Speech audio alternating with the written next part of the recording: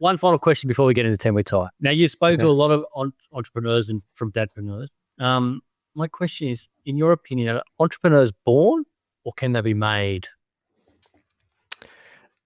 This is interesting. I believe they are made. However, I believe that most entrepreneurs are made. And I think one of the reasons there's such a prevalence of entrepreneurs in society today is because there's a lot of childhood trauma happening. I believe that most entrepreneurs are sent down that path due to trauma. And I'm talking trauma with little t. Like if you're familiar with trauma work, there's big T trauma, which is like, rape and accidents and all these terrible things. And then there's little t trauma, which happens consistently in all our lives. And we're all traumatized with little t trauma to some extent.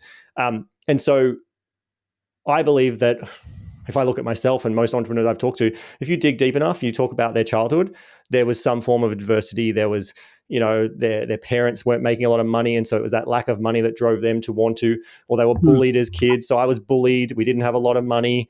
I wanted to become successful and wealthy. I got obsessed with reading wealth books because I wanted the power and I wanted the adoration from women who rejected me as a child, as a teenager. And like, that's what sent me down that path of I wanted to feel important.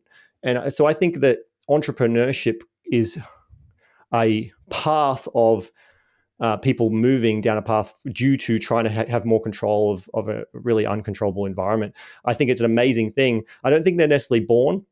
And then I'll loop back to another thing you said. I used to believe that anyone and everyone could be a successful entrepreneur. Very early in my career, I used to kind of say that, like everyone can be an entrepreneur. I no longer believe that. I believe it's worth everyone who wants to give it a go to see if it's for them. But I think for certain people, for other versions of trauma, it's too risky for them. Like if they don't have that ability to feel to lean into the risk, and they care more about security and safety, they're going to struggle as an entrepreneur because let's be honest, being an entrepreneur is filled with risk.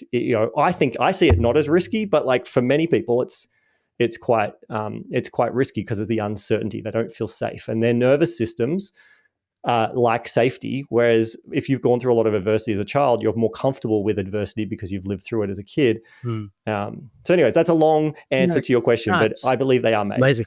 I hope that kid or those kids that bullied you, Carl, have seen you on stage and you've gone, so you said, stuff you, look at where I'm at. Because I don't see, that's the thing. I don't care about that now. I was caught up in my ego, but that was the thing. I was like, there was one distinct time in school.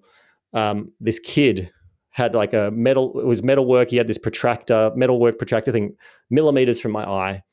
And if someone had pushed me, I wouldn't have one of my eyes.